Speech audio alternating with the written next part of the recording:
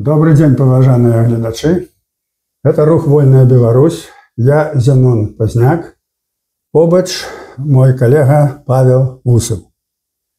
Мы находимся в такой нашей импровизованной студии з нагоды вельмі значной для нашей истории дня. 39 год тому взорвалась Чернобыльская атомная электростанция.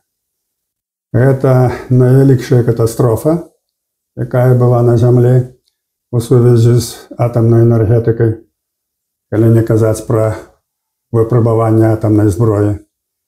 І вось гэты дзень ён засведчыў нашу трагедыю нашего народа, якая цягнецца до сённяшняго дня і будзе цягнуцца яшчэ шмат гадоў. І вось цяпер ситуация в свете меняется адносіны до ядерной энергетики, меняются политичные погляды, але Чернобыль застаецца, и он застаецца нашей трагедией. И вот об этом мы сегодня хотим поговорить. Такі выход, что нам робить. На початку дозвольте я коротко для людей, якія родились позднее, якія не ведают, что такое Чернобыль, магчыма. Я расскажу коротко историю. Чернобыльская атомная электростанция, она побудована на березе реки Припять на украинском боку. Гэтая станция будовалась в Советском Союзе, она будовалась авралом, потом высветлилось, что там были великие недопрацоўкі.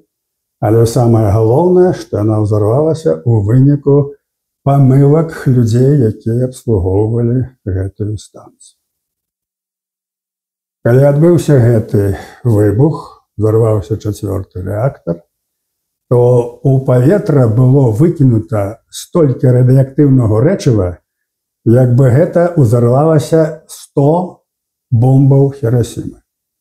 Это сведчанне вучоных. И самая великая беда, что в той час ветер дзьмуў у бок Беларуси.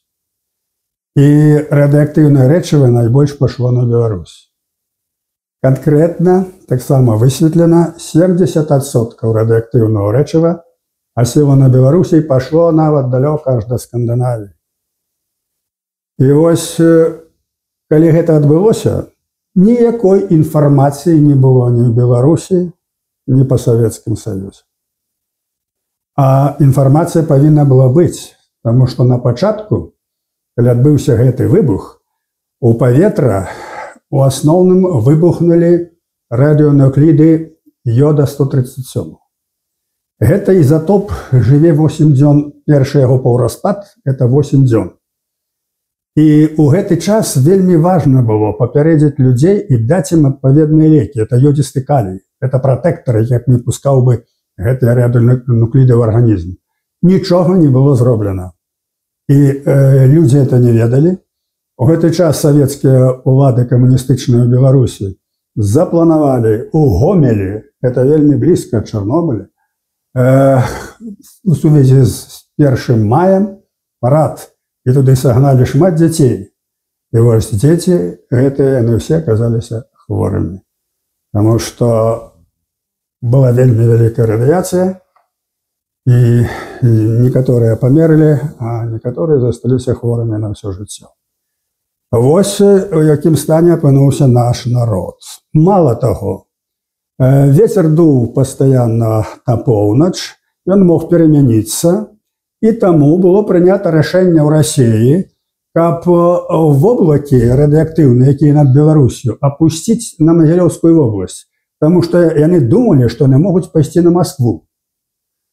И была специальная створена команда летчиков, якія специальные рэчывы опускали на гэтыя воблакі, и воблакі осядали на головы белорусов. И теперь у Чэрэкаўскім, Слаўгородскім районе Магілёўской области такая самая радиация, як и в 30-километровой зоне каля Чарнобыля. Вось што рабіў Советский Союз. Упершыню толькі 14 мая выступіў Гарбачоў па тэлебачанні і даў такую інфармацыю, што вот тут адбылася невялікая аварыя, але нічога страшнага, прымаюцца меры і гэтак далей. Такім чынам, вось гэтая трагедыя, якая здарылася, яна пасыпалася на наш народ. Нашы людзі, ў першую чаргу беларусы, ліквідавалі гэтую трагедыю. Это сотні людзей памерла. Яны атрымалі велізарныя дозы радыяцыі. Ратавалі вось гэтую станцыю, каб яна не ўзарвалася далей. Што далей? Далей у 88 годзе быў утвораны Беларускі народны фронт, і мы ўзялі на сябе задачу змагання за Чарнобыль. Рабілі мітынгі, рабілі спатканні з людзьмі, расказвалі, як не супраціўляліся Саветы, нам гэта удалося рабіць. Мы зрабілі у красавіку, 26 красавіка 89 года, такую акцыю, якая называлася «Гадзіна смутку і маўчання».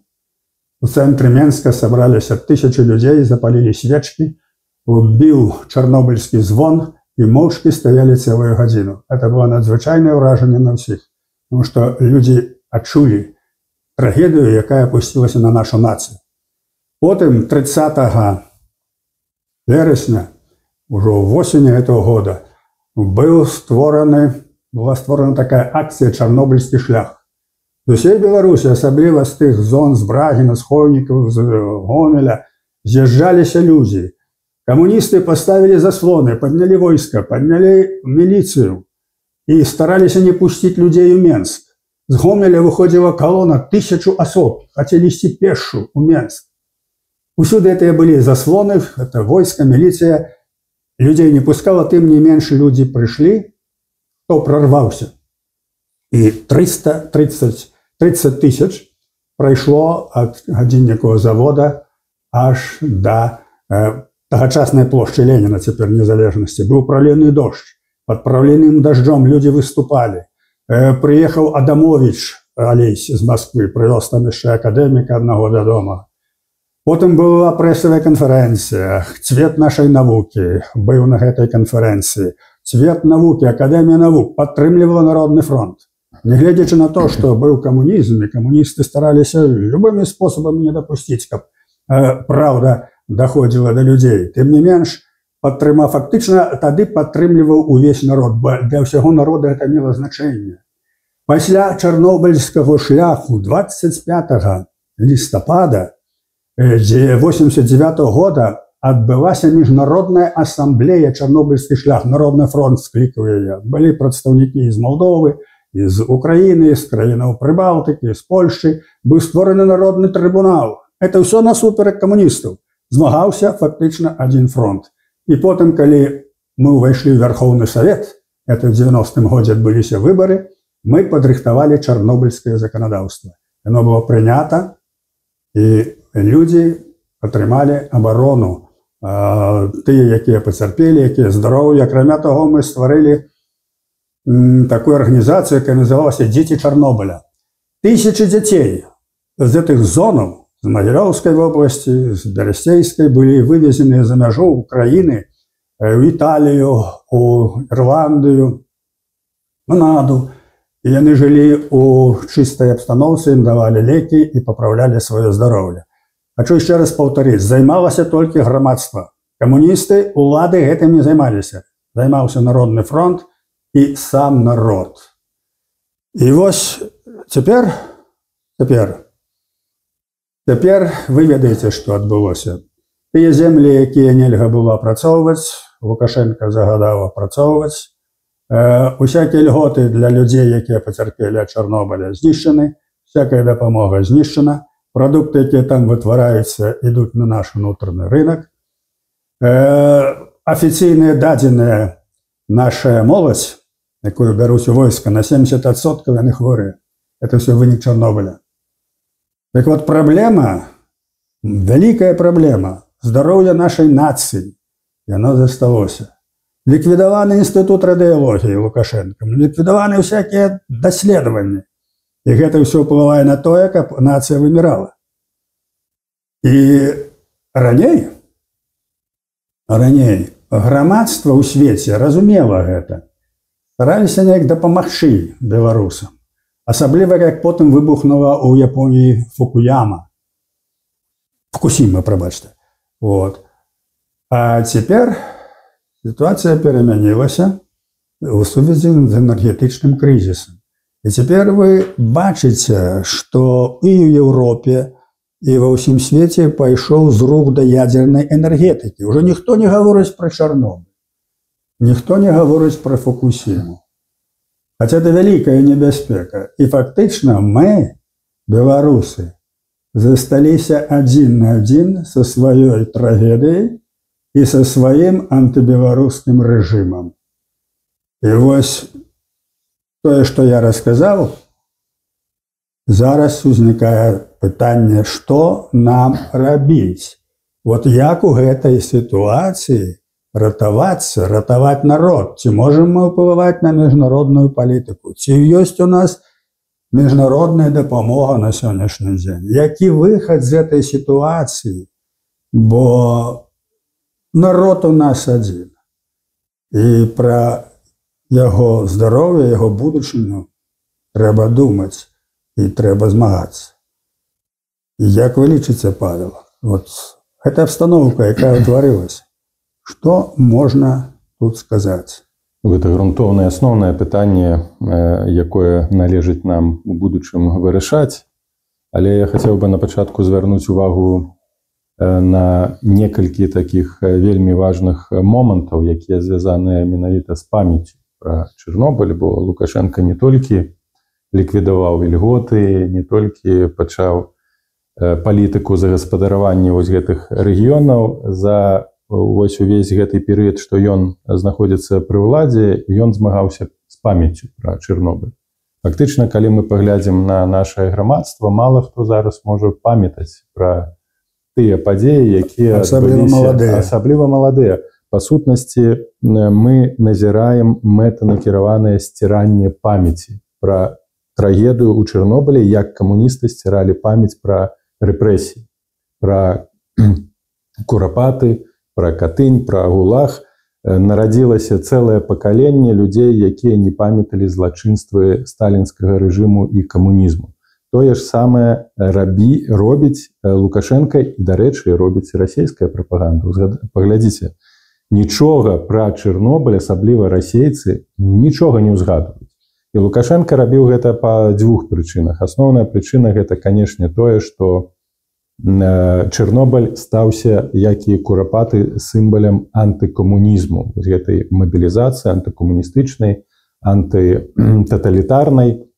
І каб здабыць гэтую легітымізацыю народа, ён проста пачаў дыскрэдытаваць саму памяць пра Чарнобыль. Я удзельнічаў неаднакратна ў чарнобыльскіх шляхах, у Менску, якія там былі рэпрэсіі. Вельмі моцныя рэпрэсіі, скіраваныя на ўдзельнікаў менавіта чарнобыльскага шляху, каб не дапусціць таго, каб памяць пра Чарнобыль укаранялася і заставалася ў Беларусі. Гэта таксама было звязанае з тым, што Лукашенка праводзіў прарасейскую палітыку, гэтую інтэграцыю. І каб абяліць вобраз Расіі, трэба было знішчыць памяць пра Чарнобыль. Бо як інтэгравацца са злачынцамі? Як інтэгравацца са злачынцамі? Увесь час наратывы былі адны і тыя, што расейцы нашыя браты, якая трагедыя, што разваліўся Савецкі Саюз, і цалкам забыццё пра тое, што Савецкі Саюз нам прынёс.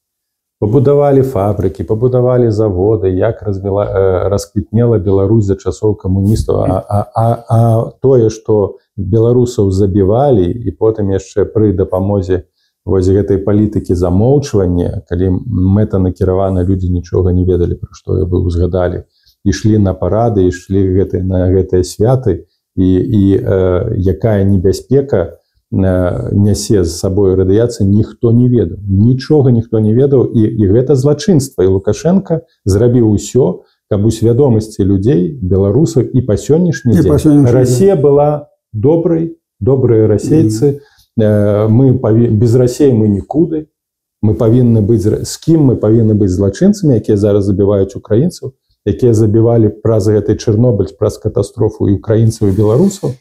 Вось што для чаго дасягнуў рэжым Лукашенка. І нездарма на працягу ўсёй гісторыі казалася пра тое, што ў нас два Чэрнобылі.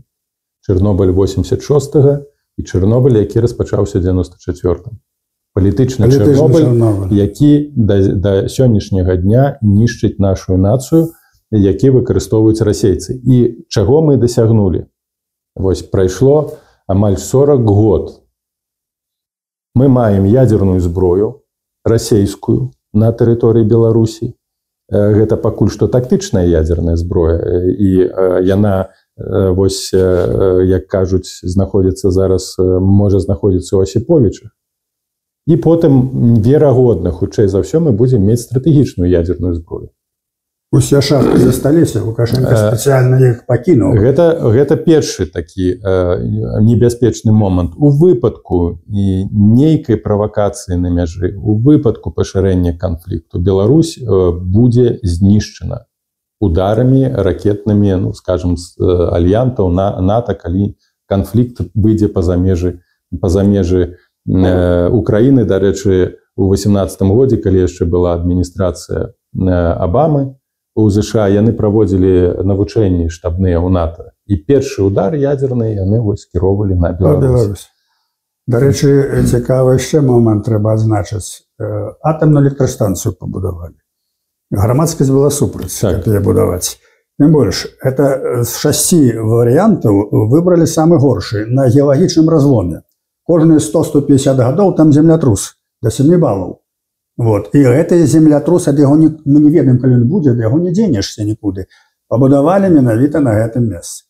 І вось атамная станцыя гэта другі чыннік. То бок, наколькі нас захоплівае расійскія ўплывы ядзерныя. Вось на пачатку атамная электрастанцыя, потым выкарыстанне Беларусі як элемент агрэсіі супраць Украіны, з'яўленне ядзернай зброі на тэрыторыі Беларусі, яна будзе, я думаю, што ў колькасці павялічвацца на нашай тэрыторыі.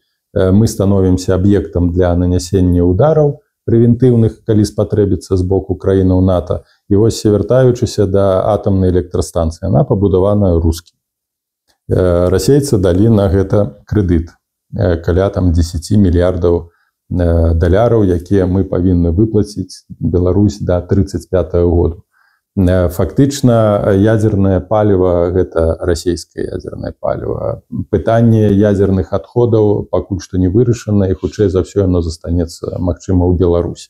І, дарэчы, Беларусь можа стаць таксама ямай для ядзерных адходаў той жа Расіі, якія будуць везці ў Беларусі, будуць недзе там у магільніках захоўваць, пра якія мы ўвогуле нічога не ведаем. Далей. Паглядзім, давайте, на сітуацыю, якая склалася ва ўкраіне з Запорожскай атамнай электрастанцыі, якая склалася сітуацыю ў Чэрнобылі падчас агрэсіі. Станцыя ў Астраўцы, якая знаходзіцца 40 кіламетраў ад Вільні, можа стаць механізмам ядзернага шантажу.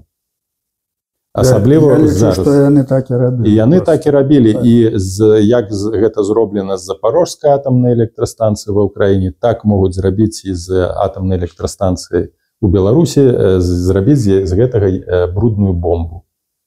Зрабіць нейкія там правакацыі, сабатаж, нездарма, каля мяжы з Літвой гэта зроблена, нездарма зараз ваяжы Нарышкіны адбываюцца і павелічэнне расійскай прысутнасці. Мы сталі закладнікамі, Беларусь стала закладніцай, мы сталі закладнікамі Расіі у яе бруднай гульні супраць Захаду, супраць чалавецтва. Фактычна, яны зараз здзяйсняюць злачынства супраць чалавецтва. Вот, дарэчы, пра Расію я такі выпадак хочу расказаць. Фільм зняты па гэтаму. Значыць, калі вырашылі асаджаць гэтыя воблакі радыактыўныя на Беларусь і стварылі эту групу лётчыкаў, то воблакі асадзілі. Хто ведаў, хто не ведаў, таму што прапаганда працавала так, што быццам бы гэтага не было, але это было, это ясна, бо радыяцыя вельмі вялікая там. Я быў у тых вёсках, якія высялялі ў Вепрыне, ў Чудзянах. Это жудаснае відовішча. Мёртвая вёска. Яе ў 99-м годзе увогуле закапалі пад зямлю. А яна у Чаўскім раёне. Ось. Так вот, стварылі эту групу, і якраз недзе праз некалькі год, недзе ў пачатку 2000-х прыехала група BBC у Нью-Йорк здымаць там фільм пра клімат. І я расказаў ім пра Чарнобыль. Яны перакваліфікаваліся, кажуць, адразу рашылі зняць гэты фільм, гэты сюжэт. І я ім падказаў ехаць у Москву, што там была вот такая група, была такая газета «Советская Россия», і там былі дадзеныя аб тых людзях, якія скідалі гэтыя бомбы на нашыя воблакі. Яны паехалі ў Москву і знайшлі аднаго жывога чалавека, астальныя памерлі. Вот гэтыя лётчыкі, якія скідвалі, яны ўсе памерлі. Астаўся адзін такі Грушын. І вот яны не сказалі, у чым там сутнасць. Ён думаў, што ён герой, яму надалі героя, ён увесь увешаны медалямі. І вот яны яго запісалі. І вот, дарэчы, у фільме это ўсё ёсць, ён ёсць в інтэрнэце, можна паглядзець. І вот там было такое пытанне, што скажыце, а чаму вы вырашылі апускаць гэтыя воблакі тут, у Беларусі? А ён и кажа, а знаете, а если бы ветер изменился, они бы пошли облака на Москву и могли бы погибнуть миллионы людей. Он не соображает, что он говорит. Вот там люди, а тут не люди, тут можно опускать. Вот. И вот это, в этом фильме это самое такое, ну, страшное место, але як яно показывает істоту вось гэтага Мордара. Вот они зараз вядуць вайну. Вот недавно бомбавалі балістычнымі ракетами Сумы. 35 человек загинуло. Знаете, люди вербница, вербная неделя, люди пришли до церквы. Мы с Павлом были якраз у Сумах у верасні минулого года. Вот, были у той церкве, были вот на этой площади, все, где вот створено это вот злочинство. Так вот, для іх это не люди, это можно. Это можно. Вот. И разумеете, что мне такое склалося ўражанне, вот, бо у меня шмат было контактов, я уже 30 год на Захадзе гэтага не разумеюць. Яны не разумеюць, что москалі могуць быць такія людзі, што яны не такія, як яны. Вот яны гэтага не разумеюць. І вот Чорнобыль этому наиболее пацвярджае, асабліва вось гэта варварства двойное. З аднаго боку на нас уся радыяцыя амаль што пайшла, і яшчэ ў дадатак на нашыя галовы апусцілі радыактыўныя воблакі. Маўляў, вы не людзі. І як магільная пліта пабудавалі яшчэ і станцыю атамную ў Астраўцы. І яшчэ збіраюцца хочуць пабудаваць у Магілёўскай вобласці. Вот. Добра. Што нам з гэтым ось рабіць? Так вот, мне вот пытанне да вас, як да палітолага. Но у этой ситуации, якая утварылася, калі Чорнобыль уже у Европе забылі, все, что нам рабіць? Мы засталіся адзін на адзін з нашай трагедыяй. Тут пакуль мы маем такую сітуацыю палітычную і геапалітычную ў рэгіёне, наўрад ці мы можам нешта змяніць і на нешта паўплываць унутры краіны. Але я думаю, што на сённяшні дзень вельмі важна вярнуць гэтую тэму на павестку дня як гуманітарную праблему. Вярнуць у еўрапейскія калідоры ўлады, таксама верагодна вярнуць гэта ў размовах з амерыканцамі, бо гэтае пытанне небяспечнае, гэта пытанне вынішчэння нашага народу, бо генафон такім чынам таксама вынішчаецца. Вярнуцца знову да пытання праграмы вывозу беларускіх дзяцей на лекаванне ў еўрапейскія краіны, бо гэтая праграма зачынена. Наколькі ведаю, зачынена рэжымам з палітычнымі мэтамі. З палітычнымі мэтамі. Я лічу, што варта дамагацца праз, магчыма, міжнародныя гуманітарныя арганізацыі, праз Чырвоны крыж менавіта вярнуць гэтае пытанне дзяцей. Ратаванне беларускіх дзяцей, аздараўленне беларускіх дзяцей, асабліва з рэгіёнаў, бо ў эканамічным плане рэгіёны Магілёўскай і Гомельскай вобласці, яны дэпрэсіўныя, там не тое, што там чэрнобыльскія праблемы, там праблемы ўвогуле сацыяльна-эканамічнага развіцця. Гэта дзейнічае другі Чэрнобыль палітычнай.